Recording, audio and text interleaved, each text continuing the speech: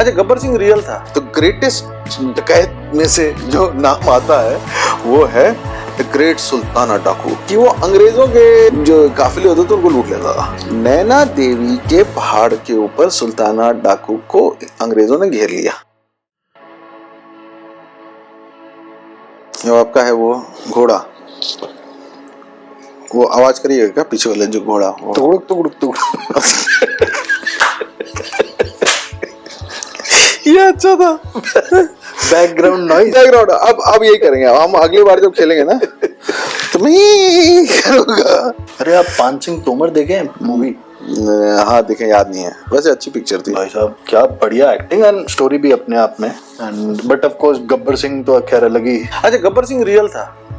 हैं? गब्बर सिंह, जब्बार सिंह?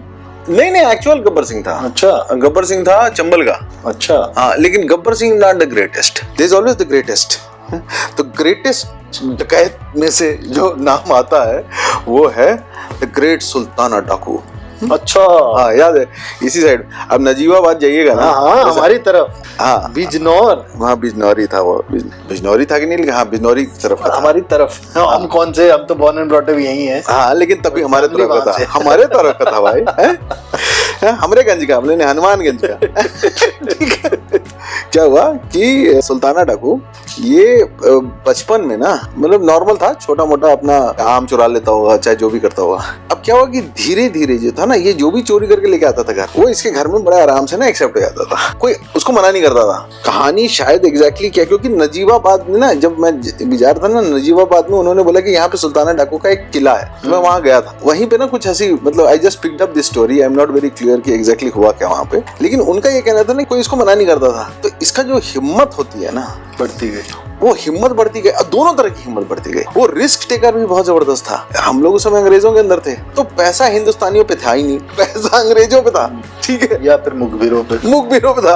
अब सुल्ताना डाकू क्या करता था कि वो अंग्रेजों के जो काफिले होते थे उनको लूट लेता था, और लूट करके और फिर वो अपना जो भी रॉबिन हुड कह लीजिए, चाहे जो भी उसका what ever his dacoit career was, उसमें वो अपना स्पेंड करता होगा। अब अंग्रेजों के साथ दिक्कत होने लगी, क्योंकि वो ट्रांसपोर्ट ही नहीं कर पाते थे। उनका सबसे बड़ा ये था कि ये जो पूरा हिमालयन जोन था वो उनका कैश काउ था।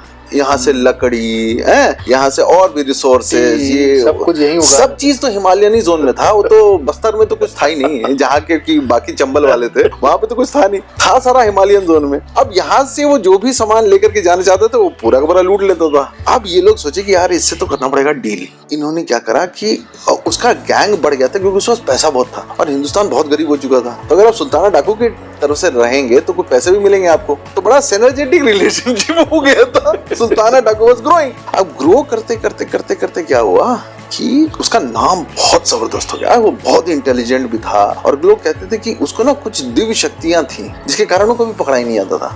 लेकिन एक जो कहानी बहुत फेमस है उसकी दिव्य शक्ति की, वो ये है कि वो नैना देवी, आपने सुना होगा, नैना देवी के पहाड़ के ऊपर सुल्ताना डाकू को अंग्रेजों ने घेर लिया। और वहां पे घेरने के बाद फिर क्या हुआ कि वो धीरे धीरे चारों तरफ से वो चढ़ना शुरू कर दिया। अब वो अकेला गिर गया ऊपर। उस समय उसको लोग मानते हैं कि ना उसको देवी की ना आंखें दिखाई दी सुल्ताना डाकू को। तो उसने ना जैसी आंखें उसको दिखाई दी, उसने कहा देवी को कि अगर आज मैं जिंदा बच गया ना तो मैं तुम्हारे लिए इस पहाड़ पर एक मंदिर बनाऊंगा, और ये जो तुम्हारे नयन मुझे दिखाई दिए हैं ना, मैं इन्हीं नयनों के उनको रिवेयर करते हुए मैं ये मंदिर बनाऊंगा। और उस पहाड़ से वो एक गॉर्ज में कूद गया। बहुत भयंकर एक नदी बहुत नीचे थी, उस पहाड़ से कूद गया। और अंग्रेज जो नीचे देख रहे थे उनको विश्वास नहीं हुआ कि कोई आदमी कैसे कूद सकता है। प्योर सुसाइडल कूद गया और पानी में गिरा और बच गया। लेकिन अंग्रेजों के अंदर ये फेमस हो गया कि इसको दिव्य शक्तियां प्राप्त हैं, ये साधारण नहीं है। उसके सोल्जर्स तो हिंदुस्तानी ही थे,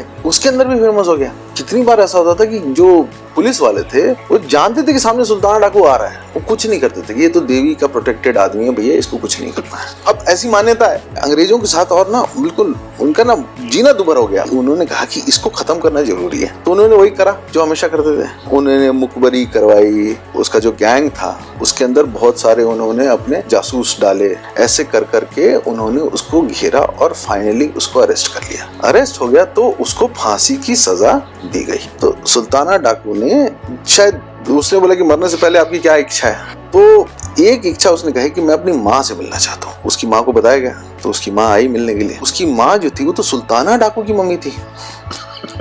आप बात समझिए।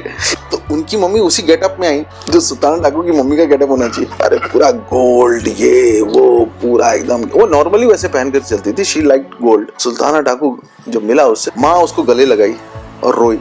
रोने के बाद सुल्ताना डाकू ने क्या किया, उसकी माँ के ना बड़े बड़े कान में झुमके और कुंडल लगे हुए थे, उसने दोनों हाथ से वो पूरे कुंडल जो थे वो उखाड़ दिए और पूरा खून से उसकी माँ का ना पूरा कान जो था वो फट गया यहाँ से और खून ही खून हो गया और हंगामा हो गया बिल्कुल।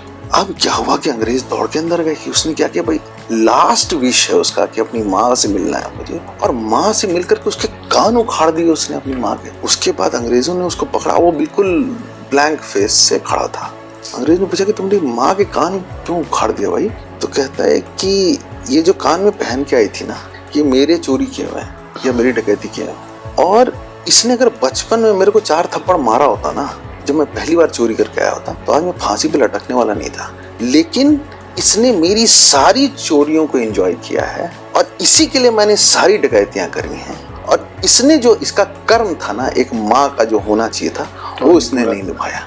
इसलिए मैंने सोचा कि ये इसको पता रहना चाहिए कि इसके कारण आज मैं ये फांसी पे लटकने वाला हूँ। ये बोल करके वो गया।